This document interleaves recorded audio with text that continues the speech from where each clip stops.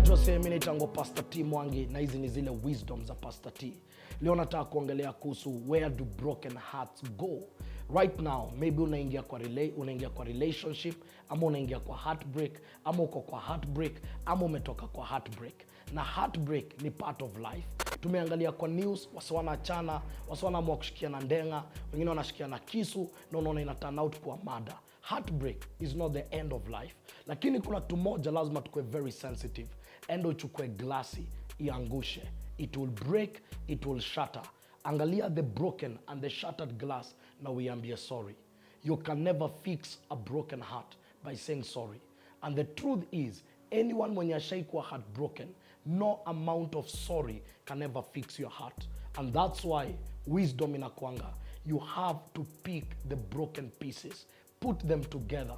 It's tiresome, it takes time. Some of those pieces zinaweza kukata na zikose more bleeding. But at the end of the day, hakuna shortcut. The moment una fix the broken pieces, lazima ujue ya kwamba no one can fix you better than you can fix yourself. One of the challenges na pain is that we can walk with you during your pain, but we can never walk you out of your pain. And that's why no matter ma BFF wanaweza kusurround, lakini no one can walk you out of your pain. And it is a personal journey, it's a lonely journey. Pick the broken pieces, fix them. No matter how you do the work, iyo glass, iyo heart, bado itabaki na alama za break. So scars zinakuanga part of our journey. Hakuna msi ashai go through heartbreak na akakosa scars. And that's why mtu mwenye ame go through heartbreak, one of the things you survive na being on the defensive. Jua najua kitu iko ndani yangu, it's so fragile, na lazima ni protect, na staki msea cross hii line. Jua najua what it means to be broken. The second thing, learn the art of forgiving. Kwa sababu the mystery ya kuforgive ni ati ukitembea na unforgiveness unakuanga nika umebeba gunia ya viazi zimeoza. You bear the weight and you bear the stench. So forgive and let go and let God. The third thing, always step out. Usikai kubali stuff ikutrap. There is still another day. In this life, you can lose everything but never lose your mind. You will need your mind to make another decision tomorrow. And in that place ya kumove out, lazima uanalyze situation.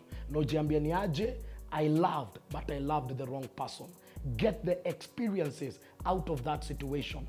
That's why tunawaitanga ma-ex, kwa sababu wametuletea ma-experience. Hawakuwa wa stupid, wakichora Cupid akiwa na arrow. The most important thing ni kukwambia love inaweza damage at the end of the day, na love inaweza hurt.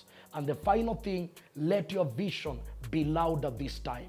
Usikai stop life ukijaribu kufurahisha mse mwingine. Wacha drive yako ya vision ikuwe stronger na ikuwe louder. Wachana na mwenye alikuwa heartbreak. At least you know you can love. It's only that you loved the wrong person.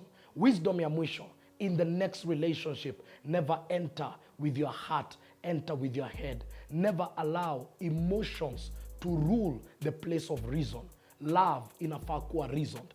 And there are 3 stages of a relationship. Kuna attention, kuna intention, na kuna retention.